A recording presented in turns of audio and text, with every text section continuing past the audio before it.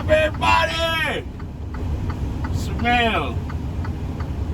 Coming to you from the one and only Small Fry Show.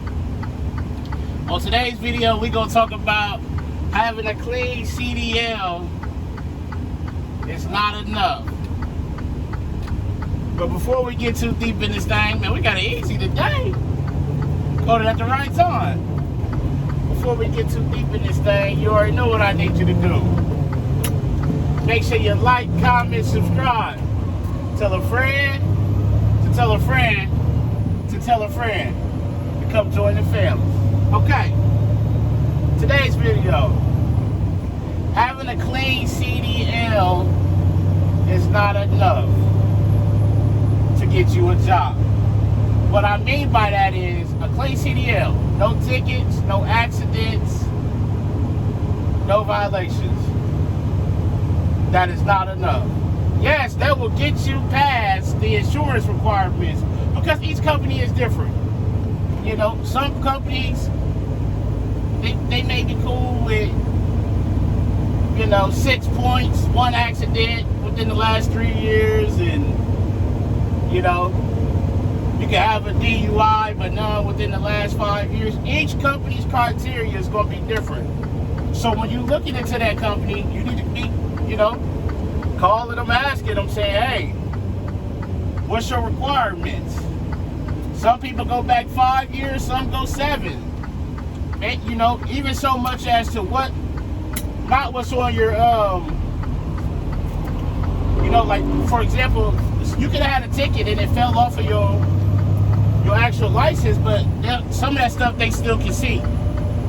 So even though, like, for me, Ohio only keeps tickets for 2 years, a company can maybe go back 5 and see what you got, and through the records request and DAC and all that, the DAC report.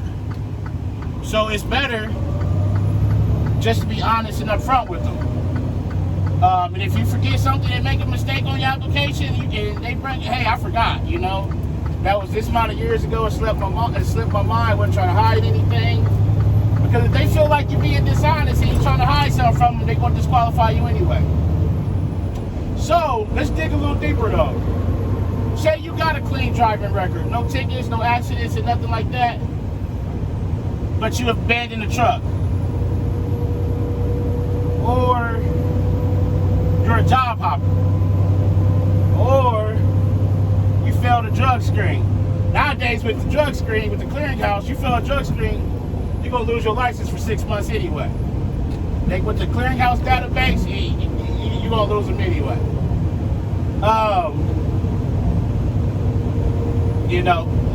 Say you stole from a company. You broke a seal and stole some freight and got caught. There's so many different things that, okay, a company may see that and, or another company, they may put you down as non-rehireable, so now they dig and understand why. Like, the company can't say that. They can just say whether they will hire you or not. Will they rehire you, or they may put it on your DAC. Another thing is, these companies can put stuff on your DAC report or the PSP. And if you ain't following up on it and making sure a company see that, they're going to be like, whoa. An example for me is I applied at a company, clean driving record, I'm like, hey, I've been doing it for this amount of years. And they're like, hey, we can't hire you, man. A company put down that you abandoned equipment at their terminal. I said, how do I abandon equipment at their terminal? I turned it in. They're like, hey, I don't know. You got to take that up with them. So I had to go through the process. I had to go request my DAC report, dispute it, and go through the whole process. I got it removed, but it took some time. So you don't want to find out in the midst of applying for a job that you can't be hired. That's not the good time to be finding that out. So you want to, man, this guy needs a tire bad on the back of that truck. I don't know if y'all can see it or not, but so you want to protect your license, but have a good work ethic as well. The job hopping companies don't want to invest in the job hoppers for the most part, you know.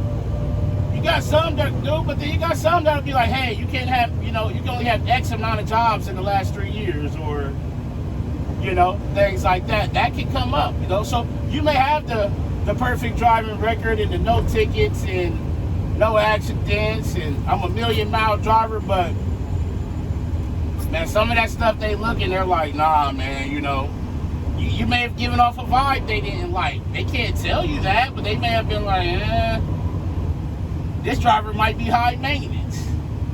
You know, this driver got caught with an unauthorized passenger. This driver got, you know, 30 points on his CSA. He got lights out and seatbelt tickets and overweight. He a liability. We can't have him. They can't look at your CSA points. See how many points you got, the severity and the weight that they hold? Man, that stuff will disqualify you right now because they don't want to invest the time and the money, and you might not stay, or you know, you got loads getting shut down, and you ain't making it to your deliveries on time, your pickups, all that stuff. That's why I tell you guys to be on time. But I'm speaking from experience. I've always been on time. I ain't vouching for that. I've always been on time. My mother instilled that into me at an early age. If you got to get there 30, 45 minutes early and sit in the parking lot, that's fine, as long as you're there. If you on time, you late. But that's why I always say be on time for your pickups and your deliveries. You know, arrive safely. As soon as you ain't gonna know that you know that you're gonna be late, call them. Call them and let them know. I don't know what that was.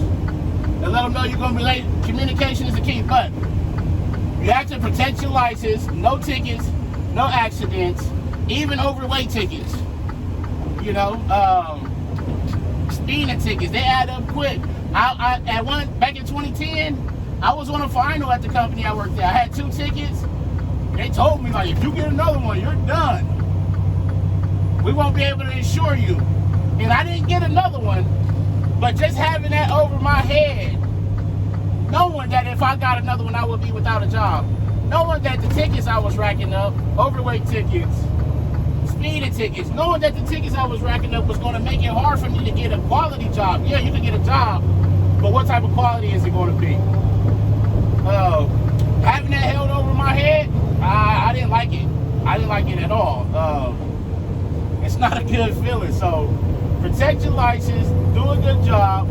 If you're leaving the company, do it the correct way. Return the equipment to them, take pictures, give them all the fuel cards, tablets, anything that's theirs, give it back to them in good standing, the condition that you got it in. Record the truck.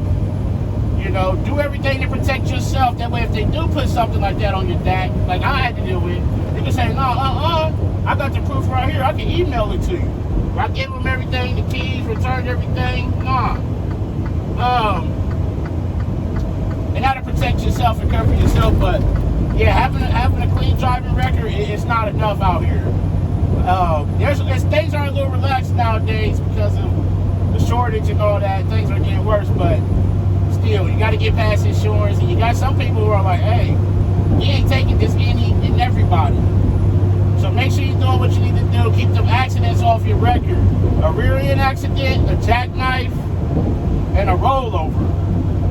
Man, those 3 things are almost death to your trucking career. Yeah, you'll get a job, but what type of quality is it going to be? And it may take you a while because you're going to be high risk, and companies ain't going to want to insure you. So keep that in mind. Another quick video. We're going to keep them coming. But as always, make sure you arrive to your pickup and your delivery on time and safely.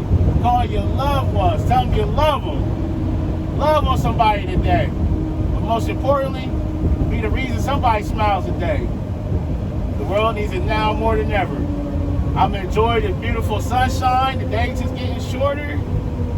Some of the leaves are starting to change a little bit. We're going to be transitioning into the fall weather. I'm enjoying while I can. So, this is Sir Mel coming to you from the Small Fry Show, and I'm out. Peace.